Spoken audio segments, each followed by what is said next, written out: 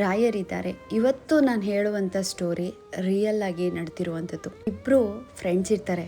ಈಕೆ ಅವರು ಪರಿಚಯ ಆಗಿ ಅವರ ಸಂಬಂಧ ಹೇಗೆ ಬೆಳೆಯುತ್ತೆ ಅಂದರೆ ಅಕ್ಕ ತಂಗಿಗಿಂತ ಜಾಸ್ತಿನೇ ಬೆಳೆಯುತ್ತೆ. ಅದರಲ್ಲಿ ಒಬ್ಬಳು ಧಾರಾಳವಾಗಿ ಖರ್ಚು ಮಾಡ್ತಾಳೆ, ಇನ್ನೊಬ್ಬಳು ಸ್ವಲ್ಪ ಜಿಪ್ಣಿ ಹತ್ರ ಸಿಕ್ಕಾಬಟ್ಟೆ ದುಡ್ಡಿರುತ್ತೆ. ಆದ್ರೂ ಅವಳು ಬೇರೆಯವ್ರ ಹತ್ರ ಈಸ್ಕೋಬೇಕು, ಬೇರೆಯವ್ರು ಕೊಡೋದನ್ನೇ ತಗೋಬೇಕು ಅನ್ನೋದು ಅವಳ ತಲೆಯಲ್ಲಿ ಕುತ್ಕೊಂಡ್ಬಿಟ್ಟಿರುತ್ತೆ. ಜಿಪ್ಪಣಿ ಯಾವಾಗಲೂ ದುಡ್ಡನ್ನ ಜೋಡಿಸ್ಬೇಕು ಅನ್ನೋದೇ ಅವಳ ತಲೆಯಲ್ಲಿರುತ್ತೆ. ಈ ಧಾರಾಳವಾಗಿ ಖರ್ಚು ಮಾಡೋಳಿಗೆ ಏನಿರುತ್ತೆ ಅಂದರೆ, ಇವತ್ತಲ್ಲ ನಾಳೆ ಸಾಯ್ತೀವಿ, ಎಷ್ಟು ಸಂಪಾದನೆ ಮಾಡಿದ್ರೆ ಏನು, ಆರಾಮಾಗಿ ತಿನ್ಕೊಂಡು ಉಣ್ಕೊಂಡು ಚೆನ್ನಾಗಿರೋಣ ಅಂತೇಳಿ ಅವಳೇನು ಮಾಡ್ತಾಳೆ, ಜಿಪ್ಪಣಿ ಫ್ರೆಂಡ್ನ ಎಲ್ಲೇ ಕರ್ಕೊಂಡು ಹೋದ್ರು ಹೊಟ್ಟೆ ತುಂಬ ಊಟ ಕೊಡಿಸೋದು, ಬಟ್ಟೆಗಳು ಕೊಡಿಸೋದು, ಹೀಗೆ ಏನಾದರೂ ಒಂದು ಈ ಧಾರಾಳ ಫ್ರೆಂಡು ಕೊಡಿಸ್ತಾ ಇರ್ತಾಳೆ. ಈ ಜಿಪ್ಪಣಿ ಫ್ರೆಂಡು ಮತ್ತು ಧಾರಾಳ ಫ್ರೆಂಡು ಇವರಿಬ್ಬರ ಮಧ್ಯ ಒಬ್ಬಳು ವಿಲನ್ ಫ್ರೆಂಡು ಎಂಟ್ರಿ ಆಗ್ತಾಳೆ. ಒಳ್ಳೆಯವಳ ಥರನೇ ಬರ್ತಾಳೆ. ಸ್ಟಾರ್ಟಿಂಗು ಬಂದಾಗ ಅವಳು ಒಳ್ಳೆಯವಳ ಥರನೇ ನಟನೆ ಮಾಡ್ತಾನೆ ಇರ್ತಾಳೆ. ಜಿಪ್ಪಣಿ ಫ್ರೆಂಡು ಹೇಳ್ತಾಳೆ, ಇವಳನ್ನ ನಂಬೇಡ, ಇವಳು ಯಾಕೋ ಸ್ವಲ್ಪ ಡೇಂಜರ್ ಇದ್ದಾಳೆ ಅಂತ. ಧಾರಾಳವಾಗಿರೋಳು ನಂಬಿಡ್ತಾಳೆ ಈ ವಿಲನ್ನ. ನಂಬಿಟ್ಟಾಗ ಈ ವಿಲನ್ ಏನು ಮಾಡ್ತಾಳೆ, ಫೋನ್ ಮಾಡೋದು, ಮೆಸೇಜ್ ಮಾಡೋದು, ಹೇಗಿದ್ದೀರಾ, ನಮ್ಮ ಪರಿಸ್ಥಿತಿ ಹಿಂಗಿತ್ತು, ನಾವು ಹಿಂಗೆ ಬಂದ್ವಿ ಅಂತ ಅವಳೇನು ಮಾಡ್ತಾಳೆ, ಧಾರಾಳ ಫ್ರೆಂಡ್ ಹತ್ರ ಹೇಳ್ಕೊತಾಳೆ. ಹೀಗೆ ಒಂದು ದಿನ 3 ಜನನೂ ತುಂಬ ಕ್ಲೋಸ್ ಆಗ್ತಾರೆ. 3 ಜನನೂ ತುಂಬ ಕ್ಲೋಸ್ ಆದಾಗ ಈ ವಿಲನ್ ಫ್ರೆಂಡ್ಗೆ ದುಡ್ಡು ಬೇಕಾಗಿರುತ್ತೆ. ಪರಿಚಯ ಆಗಿ 1 ತಿಂಗಳಿಗೆ 2 ಲಕ್ಷ ಕೇಳುತ್ತೆ. 2 ಲಕ್ಷ ಕೇಳಿದಾಗ ಧಾರಾಳ ಫ್ರೆಂಡ್ ಹೇಳ್ತಾಳೆ, ನಾನು ಈ ದುಡ್ಡಿನ ವ್ಯವಹಾರಕ್ಕೆಲ್ಲ ಹೋಗಲ್ಲ, ನನಗೆ ಗೊತ್ತೂ ಇಲ್ಲ, ಸರಿ ಇರಿ ನಾನು ಜಿಪ್ಪಣಿ ಹತ್ರ ಕೇಳ್ಬಿಟ್ಟು ಹೇಳ್ತೀನಿ ಅಂತೇಳಿ ಜಿಪ್ಪಣಿ ಫ್ರೆಂಡ್ಗೆ ಫೋನ್ ಮಾಡಿ, ಈ ಥರ ವಿಲನ್ಗೆ 2 ಲಕ್ಷ ಬೇಕಂತೆ, ಕೊಡ್ತೀಯಾ ಅಂತ. ಅವಳಿಗೆ ಫಸ್ಟೇ ಬಡ್ಡಿ ಆಸೆ ಅನ್ನೋದು ತುಂಬಾ ಇರುತ್ತೆ. ಹೌದಾ, ಸರಿ ಎಷ್ಟು % ಬಡ್ಡಿ ಕೊಡ್ತಾರೆ ಅಂತ ಅಂದಿದ್ದಕ್ಕೆ, ಸರಿ ನಾನು ಹೇಳಿದೆ 3% ಬಡ್ಡಿ ಕೊಡ್ತಾರಂತೆ ನೋಡು ಅಂತ ಹೇಳಿದೆ. ಜಿಪ್ಪಣಿಗೆ ಫುಲ್ಲು ಖುಷಿ ಆಗಿಬಿಡ್ತು. ಓ ಏನಪ್ಪ, 2 ಲಕ್ಷ ಕೊಟ್ಟರೆ ತಿಂಗ್ಳಿಗೆ 6,000 ರೂಪಾಯಿ ಬರುತ್ತೆ ಅಂತ ಹೇಳ್ಬಿಟ್ಟು ಆಮೇಲೆ ಏನು ಮಾಡ್ತಾಳೆ, ಇದಕ್ಕೆ ಗ್ಯಾರಂಟಿನ ಯಾರು ಕೊಡ್ತೀಯಾ ಅಂತ ಕೇಳ್ತಾಳೆ. ಯಾರು? ಜಿಪ್ಪಣಿ. ನಾನು ಸರಿ ಅಂತೇಳಿ ವಿಲನ್ಗೆ ನೀನು ದುಡ್ಡು ಕೊಡು, ಇದಕ್ಕೆ ಧಾರಾಳ ಫ್ರೆಂಡು ನಾನು ಇದಕ್ಕೆ ಜವಾಬ್ದಾರಿ ಅಂತ ಹೇಳ್ತಾಳೆ. ಸರಿ ಆಯಿತು ಅಂತೇಳಿ ಜಿಪ್ಪಣಿ ಏನು ಮಾಡ್ತಾಳೆ, 2 ಲಕ್ಷ ರೂಪಾಯಿ ರೆಡಿ ಮಾಡ್ತಾಳೆ. 2 ಲಕ್ಷ ರೆಡಿ ಮಾಡಿಬಿಟ್ಟು ಜೊತೆಗೆ ಈ ಜಿಪ್ಪಣಿ ಮತ್ತು ವಿಲನ್ ಇವರಿಬ್ಬರು ಒಂದಾಗ್ಬಿಟ್ಟು ಇವರೇ ವ್ಯವಹಾರ ಮಾಡ್ಕೊಂಡ್ಬಿಡ್ತಾರೆ. ನಾವು ಆಲ್ರೆಡಿ ಈಸ್ಕೊಂಡಿದ್ದೀನಿ, ನಾನು ತಿಂಗಳ ಕಟ್ಕೊಂಡು ಹೋಗ್ತೀನಿ ಅಂತ ವಿಲನ್ ಹೇಳ್ತಾಳೆ. ಜಿಪ್ಪಣಿ ಹೇಳ್ತಾಳೆ, ಸರಿ ಬಿಡು, ನಾನು ಕೊಟ್ಟಿದ್ದೀನಿ ಅಂತಾಳೆ. ಸರಿ, ಇದರಲ್ಲಿ ಒಂದು ಅಗ್ರಿಮೆಂಟ್ ಆಗುತ್ತೆ. 3 ತಿಂಗಳು ಟೈಮ್ ಇರುತ್ತೆ. 3 ತಿಂಗಳೊಳಗಡೆ ನೀವು ದುಡ್ಡನ್ನ ವಾಪಸ್ ಕೊಡಬೇಕು ಅಂತೇಳಿ ವಿಲನ್ಗೆ ಧಾರಾಳ ಫ್ರೆಂಡು ಹೇಳ್ತಾಳೆ. ಈ ಧಾರಾಳ ಫ್ರೆಂಡು ಏನು ಮಾಡಿರ್ತಾಳೆ, ಜಿಪ್ಪಣಿ ಹತ್ರ ಅಗ್ರಿಮೆಂಟ್ ಹಾಕಿರ್ತಾಳೆ. ಏನು, ಅವಳು ಕೊಟ್ಟಿಲ್ಲ ಅಂದರೆ ನಾನು ಇದಕ್ಕೆ ಜವಾಬ್ದಾರಿ 3 ತಿಂಗಳು ಅಂತ ಹೇಳಿ ಒಪ್ಕೊಂಡಿರ್ತಾಳೆ. ಈ ವಿಲನ್ನು ಬಂದು ನನ್ನ ಹತ್ರ 2 ಲಕ್ಷ ದುಡ್ಡು ಕೇಳಿರ್ತಾಳೆ. ನಾನು ಜಿಪ್ಪಣಿ ಹತ್ರ ಮಾತಾಡಿ ಹೇಳಿರ್ತೀನಿ, ಆದರೆ ದುಡ್ಡು ಕೊಡಬೇಕಾದ್ರೆ ಜಿಪ್ಪಣಿ ನಾನು ಕೊಡ್ತಿದ್ದೀನಿ ಅಂತ ಏನೂ ಹೇಳಲ್ಲ, ಈಸ್ಕೋಬೇಕಾದ್ರೆ ಕೊಟ್ಟಿದ್ದಾರೆ ಅಂತ ಈ ವಿಲನ್ನು ಕೂಡ ಹೇಳಲ್ಲ. ಅದಾದಮೇಲೆ ಜಿಪ್ಪಣಿ ನನ್ನ ಹತ್ರ ಬರ್ತಾಳೆ. ಬಂದು, ಇವಾಗ ನಾನು 2 ಲಕ್ಷ ಕೊಟ್ಟಿದ್ದೀನಮ್ಮ, ಆ 2 ಲಕ್ಷಕ್ಕೆ ಗ್ಯಾರಂಟಿ ನೀನಾಗಿರಬೇಕು, ಆ ವಿಲನ್ ಕೊಟ್ಟಿಲ್ಲ ಅಂದರೆ ನೀನೇ ಕೊಡಬೇಕು ಅಂತ ಮಾತು ಬರುತ್ತೆ. ಆ ಮಾತು ಬಂದಾಗ ಈ ಧಾರಾಳ ಫ್ರೆಂಡ್ ಏನು ಹೇಳ್ತಾಳೆ, ಸರಿಯಪ್ಪ ಆಯಿತು, 3 ತಿಂಗಳು ಟೈಮ್ ಇರುತ್ತೆ, 3 ತಿಂಗಳು ಒಳಗಡೆ ನೀವು ಕ್ಲಿಯರ್ ಮಾಡಬೇಕು ಅಂತ ಹೇಳಿ ಈ ವಿಲನ್ ಫ್ರೆಂಡ್ಗೆ ಹೇಳ್ತಾರೆ. ವಿಲನ್ನು ಒಪ್ಕೊತಾಳೆ. ಆಮೇಲೆ ಜಿಪ್ಪಣಿನೂ ಕೂಡ ಓಕೆ, ಅವಳು ಏನಾದರೂ ಮೋಸ ಮಾಡಿದ್ರೆ ನೀನೇ ಜವಾಬ್ದಾರಿ ಅಂತಾಳೆ. ಸರಿ ಆಯಿತು ಅಂತೇಳಿ ಈ ಧಾರಾಳ ಫ್ರೆಂಡು ಒಪ್ಕೊತಾಳೆ. ಹೀಗೆ ದಿನಗಳು ಕಳೆದಂತೆ 3 ತಿಂಗಳು ಆಗುತ್ತೆ.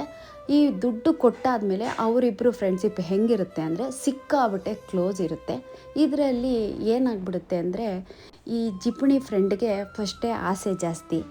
ವಿಲನ್ಗೆ ಗೊತ್ತಾಗ್ಬಿಡುತ್ತೆ ಈ ಧಾರಾಳ ಫ್ರೆಂಡ್ ಹತ್ರ ಏನೂ ಇಲ್ಲ, ಈ ಜಿಪ್ಪಣಿ ಹತ್ರ ಸಿಕ್ಕಾಬಟ್ಟೆ ದುಡ್ಡಿದೆ, ಹೆಂಗಾದರೂ ಮಾಡಿ ಇವಳನ್ನ ನೈಸ್ ಮಾಡಿ ಇಟ್ಕೊಂಡ್ರೆ ಇವಳ ಹತ್ರ ಅವಾಗವಾಗ ದುಡ್ಡಿನ ವ್ಯವಹಾರ ಮಾಡ್ಬೋದು ಅಂತ ಅವಳೇನು ಮಾಡ್ತಾಳೆ, ಜಿಪ್ಪಣಿಗೆ ಈ ವಿಲನ್ ಏನು ಮಾಡ್ತಾಳೆ, ಮನೇಲಿ ಮಿಕ್ಕಿರುವಂಥ ತಿಂಡಿಗಳು, ಮನೇಲಿ ಮಿಕ್ಕಿರುವಂಥದ್ದು ಏನೋ ಒಂದು ಕೊಟ್ಟು ನೈಸ್ ಮಾಡಿಕೊಂಡು ಚೆನ್ನಾಗಿ ಪಳಗಿಸ್ಕೊಂಡು ಜಿಪ್ಪಣಿನ ಇಟ್ಕೊಂಡ್ಬಿಡ್ತಾಳೆ. ಜಿಪ್ಪಣಿಗೆ ಏನಾಗ್ಬಿಡುತ್ತೆ, ಅವಳು ಕೊಡುವಂಥ ತಿಂಡಿ, ಊಟ, ಅದು ಇದು ಮಿಕ್ಕಿದ್ದು ಪಕ್ಕಿದ್ದು ಕೊಡೋದ್ರಿಂದ ಜಿಪ್ಪಣಿಗೆ ಅವಳ ಮೇಲೆ ಪ್ರೀತಿ ಬಂದ್ಬಿಡುತ್ತೆ. ಪ್ರೀತಿ ಬಂದು ಅವಳೇನು ಮಾಡ್ತಾಳೆ, ಈ ಧಾರಾಳ ಫ್ರೆಂಡು ಎಷ್ಟೆಲ್ಲ ಮಾಡಿದ್ರೂ ಅವಳೇನು ಮಾಡ್ತಾಳೆ, ಅಲ್ಲಿ ಹೋಗ್ಬಿಟ್ಟು ಈ ಫಿಟ್ಟಿಂಗ್ ಇಡ್ತಾಳೆ, ಇವಳು ಹಂಗೆ ಮಾಡ್ತಾಳೆ, ಇವಳು ಹಿಂಗೆ ಮಾಡ್ತಾಳೆ ಅಂತ ಕೆಟ್ಟದಾಗಿ ಆ ಧಾರಾಳ ಫ್ರೆಂಡ್ ಬಗ್ಗೆ ಮಾತಾಡ್ತಾನೆ ಇರ್ತಾಳೆ. ಆದರೆ ಧಾರಾಳ ಫ್ರೆಂಡ್ಗೆ 1 ರೂಪಾಯಿಂದು ಏನು ಗೊತ್ತಿರೋದೇ ಇಲ್ಲ. ಅವಳೇನು ಮಾಡ್ತಾಳೆ, ಧಾರಾಳ ಫ್ರೆಂಡು ಇಬ್ರು ಚೆನ್ನಾಗಿ ನಂಬ್ಕೊಂಡಿರ್ತಾಳೆ. ಅಗ್ರಿಮೆಂಟ್ ಪ್ರಕಾರ 3 ತಿಂಗಳು ಮುಗಿಯುತ್ತೆ. ಧಾರಾಳ ಫ್ರೆಂಡ್ ಹೇಳ್ತಾಳೆ, ಇವಾಗ ಅವ್ರ ದುಡ್ಡು ವಾಪಸ್ ಕೊಟ್ಬಿಡಿ ಆ ಜಿಪ್ಪಣಿಗೆ ಅಂತ ಹೇಳಿ ವಿಲನ್ನ ಕೇಳಿದಾಗ ವಿಲನ್ ಹೇಳ್ತಾಳೆ, ಇಲ್ಲಪ್ಪ ಇವಾಗ ತಿಂಗಳ ಅದಕ್ಕೆ ಬಡ್ಡಿ ಕಟ್ಕೊಂಡು ಹೋಗ್ತೀನಿ ನಾನು, ಅವರು ಒಪ್ಕೊಂಡವ್ರೆ ನಾನು ಒಪ್ಕೊಂಡಿದ್ದೀನಿ ಅಂತ ಆಲ್ರೆಡಿ ಅವರಿಬ್ಬರು ಮಾತಾಡ್ಕೊಂಡ್ಬಿಟ್ಟಿರ್ತಾರೆ. ಧಾರಾಳ ಫ್ರೆಂಡ್ ಹೇಳ್ತಾಳೆ, ಇನ್ನು ಮುಂದೆ ಈ ದುಡ್ಡಿಗೆ ನಾನು ಜವಾಬ್ದಾರಿ ಇಲ್ಲ, ಇದನ್ನು ನೀವೇ ಜವಾಬ್ದಾರಿ ಅಂತ ಹೇಳ್ಬಿಟ್ಟು ಅವಳು ಸುಮ್ಮನಾಗ್ಬಿಡ್ತಾಳೆ. ಜಿಪ್ಪಣಿ ಮತ್ತು ವಿಲನು ಇವರಿಬ್ಬರು ಒಂದಾಗಿ ಇವರಿಬ್ಬರು ಮಧ್ಯೆ ಸಿಕ್ಕಾಬಟ್ಟೆ ವ್ಯವಹಾರಗಳು ಸ್ಟಾರ್ಟ್ ಆಗುತ್ತೆ. ಜಿಪ್ಪಣಿಗೆ ಸಿಕ್ಕಾಬಟ್ಟೆ ಕೆಟ್ಟ ಬುದ್ಧಿ ಬರುತ್ತೆ. ಏನಪ್ಪ ಕೆಟ್ಟ ಬುದ್ಧಿ ಅಂದರೆ, ಸ್ಟಾರ್ಟಿಂಗ್ ಇದ್ದಂಥ ಒಳ್ಳೆ ಫ್ರೆಂಡ್ ಬಗ್ಗೆ ಸಿಕ್ಕಾಬಟ್ಟೆ ನೆಗೆಟಿವ್ ಆಗಿ ಮಾತಾಡೋಕ್ಕೆ ಸ್ಟಾರ್ಟ್ ಮಾಡ್ತಾರೆ. ಆದರೆ ಇವರು ಎಷ್ಟು ವರ್ಷಾಗಿ ಮಾತಾಡ್ತಿದ್ದಾರೆ ಅನ್ನೋದು ಧಾರಾಳ ಫ್ರೆಂಡ್ಗೆ ಗೊತ್ತಿರಲ್ಲ. ಇವರಿಬ್ರು ಕಣ್ಣು ಮುಚ್ಕೊಂಡು ಅವಳು ನಂಬಿರ್ತಾಳೆ. ಧಾರಾಳ ಫ್ರೆಂಡ್ಗೆ ಇವರಿಬ್ಬರು ಮಾತಾಡ್ಕೊಳ್ಳೋವಂಥ ವಿಷಯ ಗೊತ್ತಾಗ್ಬಿಡುತ್ತೆ. ಅದರಲ್ಲಿ ಒಬ್ಬಳು ಮಾತಾಡೋ ವಿಷಯ ಫಸ್ಟ್ ಗೊತ್ತಾಗುತ್ತೆ. ಈ ಜಿಪ್ಪಣಿ ಫ್ರೆಂಡು ಮಾತಾಡಿರೋದನ್ನೆಲ್ಲ ಕೇಳಿಸ್ಕೊಂಡು ಅವಳು ನೋವು ಮಾಡಿಕೊಂಡು ಸುಮ್ಮನೆ ಕೂತ್ಕೊಂಡಿರ್ತಾಳೆ. ಈ ಜಿಪ್ಪಣಿಗೆ ಡೌಟ್ ಬರುತ್ತೆ. ಡೌಟ್ ಬಂದು ಅವಳನ್ನ ಹುಡ್ಕೊಂಡು ಹೋಗ್ಬಿಟ್ಟು ಕೇಳ್ತಾಳೆ, ಏನಾಯಿತು, ನಾನೇನು ತಪ್ಪು ಮಾಡಿದೆ, ನಾನೇನು ಮಾಡಿಲ್ಲ ಅಂತ ಹೇಳಿ ಅವಳೇನು ಮಾಡ್ತಾಳೆ, ಅವ್ರ ಮನೇಲಿರುವಂಥ ಫೋಟೋನ ಮುಟ್ತಾಳೆ. ಮುಟ್ಟಿದಾಗ ನಾನೇನು ತಪ್ಪು ಮಾಡಿಲ್ಲ, ನಿನ್ನ ಬಗ್ಗೆ ಮಾತಾಡಿಲ್ಲ, ನಾನು ಇವತ್ತೇ ಸತ್ತೋಗ್ತೀನಿ ಹಂಗೇನಾದರೂ ನಾನು ಮಾತಾಡಿದರೆ ಅಂತೇಳಿ ಧಾರಾಳ ಫ್ರೆಂಡ್ ಹತ್ರ ಬರ್ತಾಳೆ.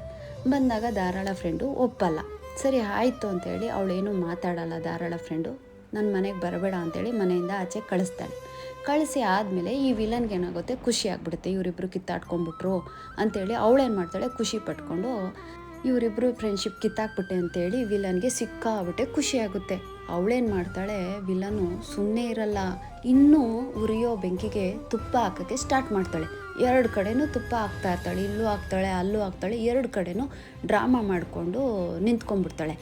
ಇಲ್ಲಿ ಅವಳಿಗೆ ಬೇಕಾಗಿರೋದು ಯಾರು ಅಂದರೆ ಜಿಪ್ಪಣಿ ಫ್ರೆಂಡು. ಯಾಕೆ ಹೇಳಿ, ವಿಲನ್ಗೆ ದುಡ್ಡು ಬೇಕು, ದುಡ್ಡಿನ ಅವಶ್ಯಕತೆ ಇದೆ. ಈ ಧಾರಾಳ ಫ್ರೆಂಡ್ ಹತ್ರ ಏನೂ ಇಲ್ಲ. ಈ ಧಾರಾಳ ಫ್ರೆಂಡು ಏನಕ್ಕೂ ಬೇಡ, ವೇಸ್ಟ್ ಇವಳು ಅಂತ ಹೇಳಿಬಿಟ್ಟು ಈ ವಿಲನ್ ಏನು ಮಾಡ್ತಾಳೆ, 2 ಕಡೆನೂ ತುಪ್ಪ ಹಾಕ್ತಾನೆ ಇರ್ತಾಳೆ. ಹೀಗೆ ಒಂದು ದಿನ ಏನಾಗ್ಬಿಡುತ್ತೆ ಅಂದರೆ ಜಿಪ್ಪಣಿನೇ ಎಲ್ಲ ಹೇಳ್ಬಿಡ್ತಾಳೆ, ಈ ವಿಲನ್ನು ಹಿಂಗೆಲ್ಲ ಮಾತಾಡಿದ್ಲು, ಹಿಂಗೆಲ್ಲ ಹೇಳ್ಕೊಟ್ಲು ಅಂತ.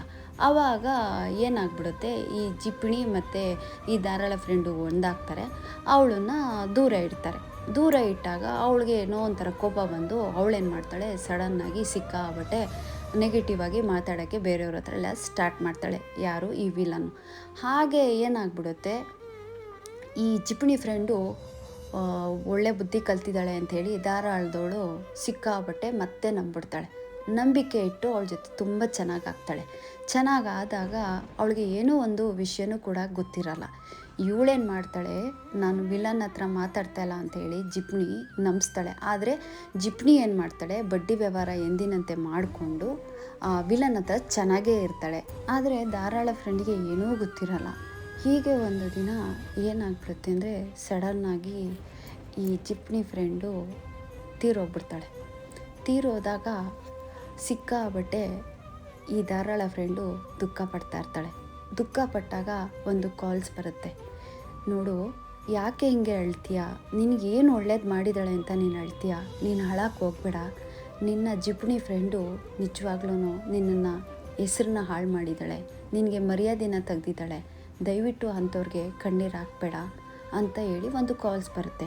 ಆ ಕಾಲ್ಸ್ ಬಂದಾಗ ಏನಿದು ಅಂತ ತಿಳ್ಕೊಂಡಾಗ ಒಂದೊಂದೇ ಸತ್ಯಗಳು ಎಲ್ಲ ಬಂದ್ಬಿಡುತ್ತೆ. ಆವಾಗ ಬಂದಾಗ ಒಂದು ನೆನಪಾಗುತ್ತೆ. ಏನು ನೆನಪಾಗುತ್ತೆ ಅಂದರೆ, ಈ ಜಿಪ್ಪಣಿ ಫ್ರೆಂಡು ಹೇಳಿರ್ತಾಳೆ, ನಿನ್ನ ಬಗ್ಗೆ ನಾನು ಎಲ್ಲೂ ಕೂಡ ಕೆಟ್ಟದಾಗಿ ಮಾತಾಡಿಲ್ಲ, ನಾನೇನಾದರೂ ಮಾತಾಡಿದರೆ ಇವತ್ತೇ ನಾನು ತೀರೋಗ್ಬಿಡ್ಲಿ ಅಂತೇಳಿ ದೇವ್ರ ಹತ್ರ ಪ್ರಮಾಣ ಮಾಡಿರ್ತಾಳೆ. ಆ ಪ್ರಮಾಣ ಮಾಡಿದ್ದು ಕರೆಕ್ಟಾಗಿ ಒಂದು 6-7 ತಿಂಗಳಾಗಿರುತ್ತೆ. ಅಂದರೆ ಕರ್ಮ ಹೆಂಗೆ ಹುಡ್ಕೊಂಬಂದು ಹೆಂಗೆ ಹೊಡೆಯುತ್ತೆ ಅನ್ನೋದು, ಯಾವ ರೂಪದಲ್ಲಾದ್ರೂ ಈ ಕರ್ಮ ಹೊಡಿಬೋದು. ಯಾಕೆಂದರೆ ಆಣೆ ಮಾಡಿರೋದು ದೇವ್ರ ಮೇಲೆ ಆಣೆ ಮಾಡಿನೂ ಕೂಡ ಮತ್ತೆ ಆ ತಪ್ಪುಗಳನ್ನ ಮಾಡ್ತಾ ಇದ್ದಾಗ ಈ ಧಾರಾಳ ಫ್ರೆಂಡು ಕ್ಷಮೆ ಕೊಟ್ಟಿರ್ತಾಳೆ. ಆದರೆ ಧಾರಾಳ ಫ್ರೆಂಡು ನಂಬಿರುವಂಥ ದೇವರು ಕ್ಷಮೆ ಕೊಟ್ಟಿಲ್ಲ. ಸುಮಾರು ಒಂದು 6-7 ತಿಂಗಳು ಆದಮೇಲೆ ಅವಳು ಡೆತ್ ಆಗ್ತಾಳೆ. ಜಿಪ್ಪಣಿ ಡೆತ್ ಆದಮೇಲೆ ಒಂದು ಕಾಲ್ಸ್ ಬಂದಾಗ ಧಾರಾಳ ಫ್ರೆಂಡಿಗೆ. ಆವಾಗ ಎಲ್ಲ ಕೂತ್ಕೊಂಡು ಅವಳು ಯೋಚನೆ ಮಾಡಿದಾಗ ಗೊತ್ತಾಗುತ್ತೆ, ರಾಯರಿದ್ದಾರೆ, ಯಾರು ಮೋಸ ಮಾಡ್ತಾರೆ ಧರ್ಮವಾಗಿರೋರಿಗೆ ಅವರು ಖಂಡಿತ ಯಾವುದಾದ್ರೂ ಒಂದು ರೂಪದಲ್ಲಿ ರಾಯರು ಖಂಡಿತ ಶಿಕ್ಷೆ ಕೊಡ್ತಾರೆ ಅನ್ನೋದಕ್ಕೆ ಈ ಒಂದು ಘಟನೆ. ಅಂದರೆ ಒಬ್ಬರು ನಂಬಿ ಸಿಕ್ಕಾಬಟ್ಟೆ ನಂಬಿರ್ತಾರೆ ಅಂಥವ್ರ ಬಗ್ಗೆ ಹೋಗ್ಬಿಟ್ಟು ಕೆಟ್ಟದಾಗಿ ಅಪಪ್ರಚಾರ ಮಾಡಿದ್ರೆ ಅವರು ಸಿಕ್ಕಾಬಟ್ಟೆ ದೇವ್ರಿಗೆ ಭಕ್ತರಾಗಿರ್ತಾರೆ. ಅವರು ಸುಮ್ಮನೆ ಇದ್ರೂ ಅವ್ರು ನಂಬಿರೋ ದೇವರು ಬಿಡೋದಿಲ್ಲ.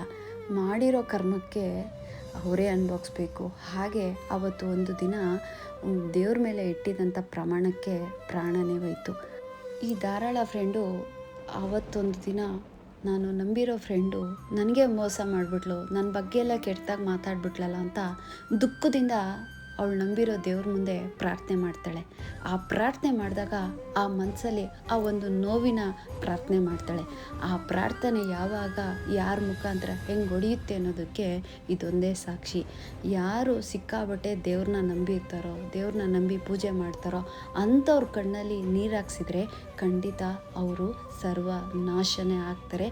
ಇದಕ್ಕೆ ನಾನು ಕೊಟ್ಟಿರುವಂಥ ರಿಯಲ್ ಸ್ಟೋರಿ ಇದು. ಇವತ್ತು ನಾನು ಹೇಳಿರುವಂಥ ಈ ರಿಯಲ್ ಸ್ಟೋರಿಯಲ್ಲಿ ನಡೆದಿರುವಂಥ ಘಟನೆ. ಆದಷ್ಟು ಒಂದು ಒಳ್ಳೆಯದನ್ನು ಮಾಡಬೇಕು, ಒಳ್ಳೆಯ ಹೆಸರನ್ನ ಮಾಡಬೇಕು, ಒಳ್ಳೆಯವರಾಗಿರಬೇಕು.